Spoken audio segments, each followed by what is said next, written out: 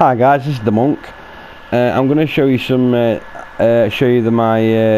my build and my traits, and then I'm going to show you some tips and tricks on how to be a good keeper, how to get better in net, and hopefully I'm going to give you a secret that I've never told anybody, how I ranked up on the leaderboard as quick as I did, and the algorithm that works.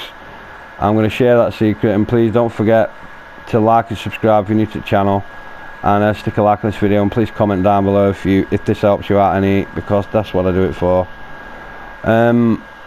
Right, first off, that's my build. This is the best build to use. It's either between 6'5" to 6'6", 176 pound. This is the build I've always been on about in pro clubs. It's the best build. It's more reliable, it's more balanced. Going any higher, going any lower, it kind of messes your goalkeeper up, so don't do it. Don't mess with your traits too much, don't mess with your height and weight too much, because that could mess with your build as well. This is a new account, because I had to make a new account because I was hacked on my other one, but until I get my other account back, which is not going to be long now, this is the one I'm using. I am 91 on the other account, but this account's took me 2.5 weeks to get to 90, and I'm also going to tell you how I did that as well. So these are the traits I'm using. They're a bit different to the others because I didn't have that one on. I didn't have that one on in my other builds, so you don't need any others on. You don't need strength on at 6'5", 6'6". It's not going to make any difference. You're not going to need stamina because you're not running out at pitch and you know, only to edge of your box. Don't put too many of these on, because also these mess up your goalkeeper agility and everything as well. Because I had quite a lot of these on, and it actually affected the way he dived. They affected his response. So just put these ones on. It does work, you know, and that's the way it is. You don't necessarily need dribbling on. You know what I mean? It's not going to work. Now this one I could take this one off, but the agility I need, so I've had to put these on, and the balance you need as well. That does work, does help a lot. I only put these ones on. You don't really need these ones on here because your goalkeeper's got a good enough kick anyway, so you don't really need these. And I only put these on so I could just put, you know, I had a few trait points I needed to put on something. Don't need anything on shooting, not really. I mean, I'll check penalties on this game, and I'm also going to tell you another secret as well. Like I said, how I ranked up quicker now. I just mentioned you just then, penalties. So anyway, I've got note on there. I've got pace on full. You don't necessarily need these two on, but I would put them on, to be fair. You don't need them on because you've got these on, but I'd have all these on because the more chance you got of getting out of your net in a hurry to get out your net, the better. So you need all these on, and obviously I've got all goalkeeping on. That's my traits. That's my build. That is the best build to use. That's the one I've used all along, and it's worked for me. And I'm ranked goalkeeper in the world, so it does kind of work. So, you know, people say it's not for everybody, but trust me, that build does work for everyone. A lot of people will tell you that. Right.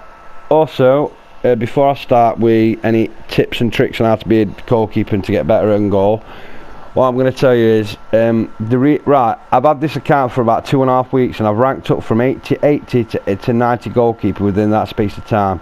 And I've seen a lot of goalkeepers on here still 87, 88, 89, and it's like a bit of a mystery.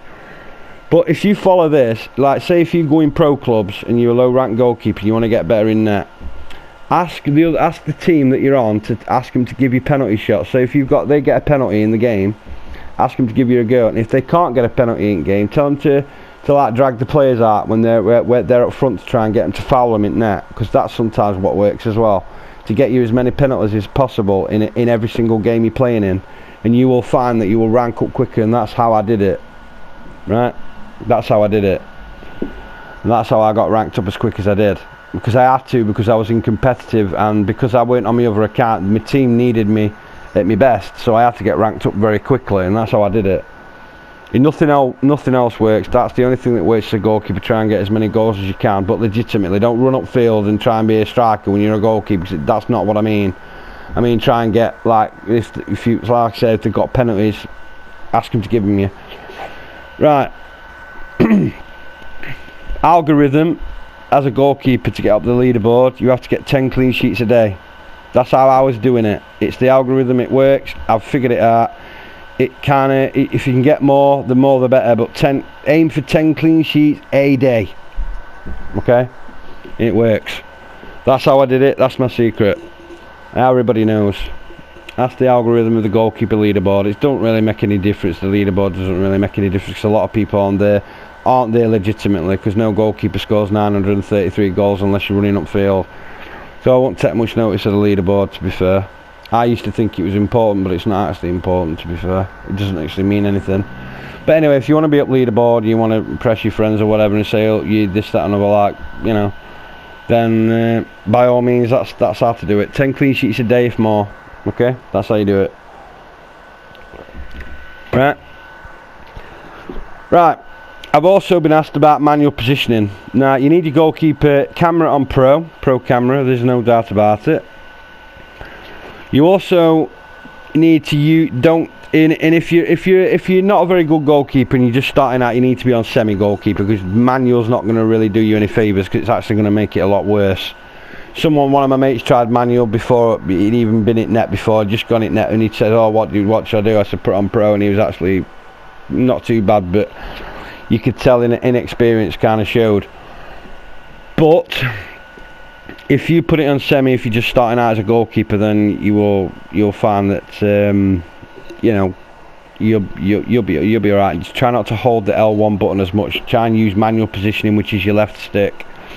Try and, like, say if there's a one-on-one situation, you don't hold the L1 button, because what it'll tend to do, what I tend to do, I tend to swerve, I tend to go back and forth, you know, side to side, sorry, on my left stick when I've got on 2-on-1 situations, so they think I'm going one way, so they'll cross it over, and then I've got more chance of getting there if I'm not holding L1 button, because if you hold the L1 button, the animation will keep you locked on to the person who's got the ball, and by the time your goalkeeper realises it, it's already a goal. So, and what if you've done it properly, and if you look in my live streams and my videos, if you've done it properly, it will look like that, like a leg dive, like you done splits, but your goalkeeper, that's the animation of that type of save.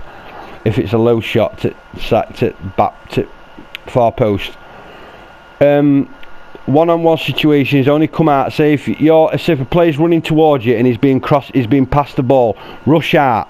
Okay, don't matter, just rush out. That's what I do. Rush out, and your goalkeeper will, like, save chest it, or it'll go down football.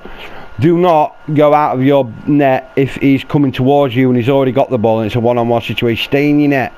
Try and use manual positioning, swerve side to side like I just said, and it works. Okay. Also, you can when someone's taking a long shot at you and it's going to far post, top bins, yeah. Try and use your manual positioning, your left stick to obviously you've got to use your right one to dive. But what I'm saying is, if you move your right stick into more of that position, you've got more chance of saving it. And using a manual buttons, obviously you use it manually by not pressing L1. So only use L1. Like, say if the ball's up the field, you need to keep in position, you're not sure where to be. And also, if you're using pro camera, to always keep checking where your goalkeeper is, because since like a couple of updates ago, the goalkeeper comes way out the net, and if you're not watching, you'll lose your rating in game, and no goalkeeper wants to do that, so you're not going to rank up. If you get at least 79, between 70 and 82 in a game, you will rank up regardless. But if you get like I said, if you get your team to give you penalties in game, if they get any penalties, score some penalties if you can, and do your best, you will rank up quicker. Trust me, that's how I did it. It works. That's the thing that works if you're not ranked up yet. I mean, I got there in 2 weeks to 90 goalkeeper, so you know it kind of does work. So a lot quicker than just making saves and whatever else. If you want to rank up quicker, obviously in my other account. Right, corners. What I tend to do. I'm sorry I don't have any footage because I've been so tired lately. I've been trying to do so many videos for people, and I'm getting bogged down with it a little bit. So I'm trying to catch up a bit now. This is the last video, so I can catch up.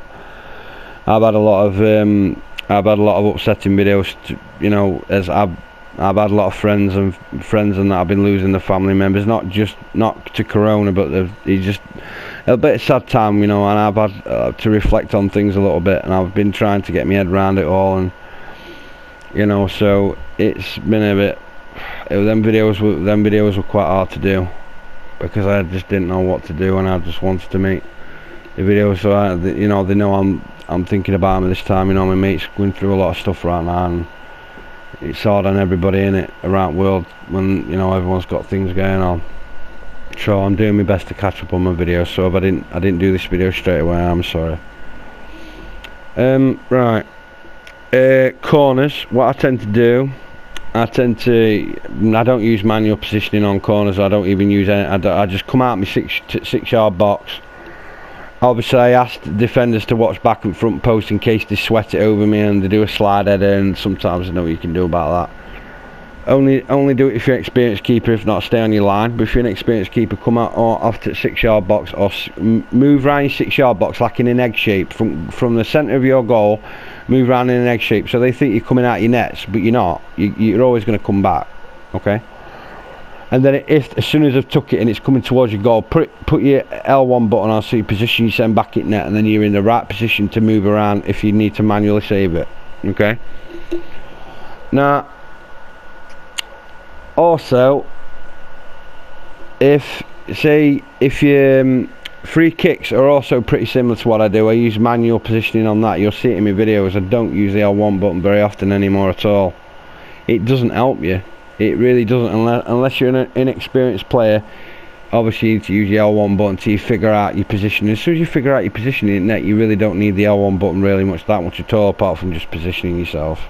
You shouldn't need to, really. I mean, if you've got manual on, all the thing will do anyway is position you, but it won't do anything else because you've got to manually save either way. But try to use the left stick instead of the L1 button, because it doesn't help you. The animations are terrible. It's all about timing also. You've got to get the timing right. So if you've got auto assist on, or you've got semi assist on, so like they're going to top bins, top right bins, yeah, you've got to get your right stick to right, flick it to right, so it's going in the right direction, right? Okay, if it's going in top right, flick your right stick up to right of your control pad upwards, yeah. I would be able to show you if I got all the animations on here, but I haven't. I do apologise. If you flick it right, your right analog stick, before he takes the shot, what your goalkeeper will do, he will automatically save it. See, if you got it on assisted, which I don't really know much about assisted, because I haven't had it on assisted for a long time. Do you know what I mean? So yeah. But as far as I'm aware, if you don't matter which way you dive, if you dive one way, dive another way, and it's going another. If you've got it on assisted, it will automatically save it. I think so. I'm not sure. I'm not 100% on that one. Semi-assisted, that's pretty much the same. But like, it'll save close shots, but it won't save thing you have to save them yourself, which is pretty much standard really as a goalkeeper. You don't really want to stand in there and just keeping holding L1 button and not really doing it. It's a bit boring, isn't it? Semi-assisted if you're an amateur goalkeeper, and if you're a pro goalkeeper like myself and played internet for quite a long time, an experienced goalkeeper, then pro camera, and you need to be on manual. There's no two ways about it. In your manual positioning, try not to use the L1 button. Goal kicks, the same thing really. Use your back line. I always use the circle button, and if it's a ground kick, I always keep my finger on L1 button, and I use square, which gives it more of a lift. If you've got people running towards you and someone back passes at you, I always use the circle button, which will clear it over anybody. Try not to use a square, because what it'll do, it'll just kick it to the other team, and that's it, it's a goal. Try not to just boot it upfield, because it doesn't work unless you've got wingers, and you can obviously, if you've got pro camera on, you'll be able to see where your players are, and it kind of does help, you know. I think I've covered it, actually, to be honest. I think I've covered everything I need to cover. I'm trying to think. I think that's it. Please comment down below, and please, like I said, like and subscribe if you're new to the channel. And if there's anything else you want to know, just I may have forgot, because my mind's a blank. But if there's anything else I've forgotten, then please comment down below, and I'll try and do another video on it. Because sometimes I do videos and I always forget afterwards. But I think that's all I can remember right now. But that's all the basics. In fact, there's quite a few legitimate pro tips in there for you that I wouldn't tell anybody, but I think it's time that I come clean about how I did it, and there's no cheating involved, nothing. I did it legitimately. That's the problem. I don't cheat on anything. That's how I did it, and that's what works. So anyway guys, thanks for watching, and please like and subscribe like I said, and comment down below if this has helped you any. I hope it does, because I was asked to do a video and I didn't do it yesterday. I got bogged down with other things, and I was in FTL games. Like, I'm in FTL games tonight. It's my last game, so if I win, if I get some decent saves tonight, I'll be getting a golden glove, so I'll be doing another video on that if I get one. Let's keep his fingers crossed. Anyway guys, thanks for watching, and everyone keep safe, and like I said, have a good day. Peace out.